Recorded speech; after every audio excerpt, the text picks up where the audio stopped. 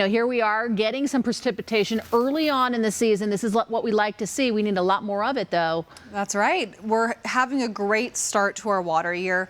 We have not made up for the deficit that we're currently in, but we're going to take what we can get at this point. Our next big impact will be over the next couple of days, especially late Tuesday into Wednesday. As a system approaches from the northwest, it means it's a colder storm. We see some remnants by Thursday, and then we'll see a break and much cooler conditions by Veterans Day.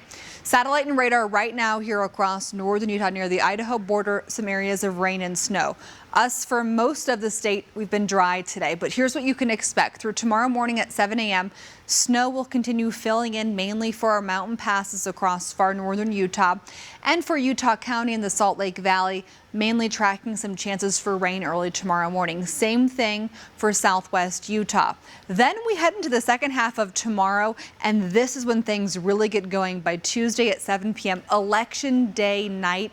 If you're going to be waiting in any long lines outdoors, especially before that cutoff, you'd be in line by 8 p.m. I would dress accordingly. Make sure that you're grabbing either an umbrella or a really warm rain jacket that's waterproof and warm as you head out the door for tomorrow evening. Then by Wednesday morning, this is when I think we're going to see our worst driving conditions here for almost much of the state, especially our I-15 corridors that are higher mountain passes through central Utah, and then even for some of the Wasatch Front valleys, and then up in the mountains, certainly some very tough driving at times over the next several days.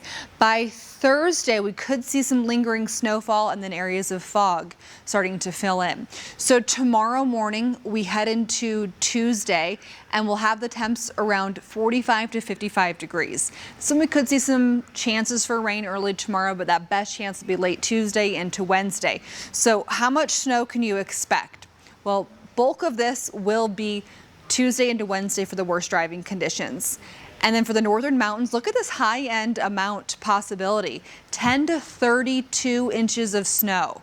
So we could see some very heavy snowfall, significant up in the mountains as the high end of things. For the northern valleys, mainly a trace to 5 inches. Southern mountains, 1 to 2 feet. And for the southern valleys, a trace to 6 inches. Some locally higher amounts are possible. St. George 62 tomorrow, 51 on Wednesday by Veterans Day, 53. But check out that low Friday morning below freezing for any early events on Friday morning. For the Wasatch Front, we have mid-50s for Tuesday, widespread rain.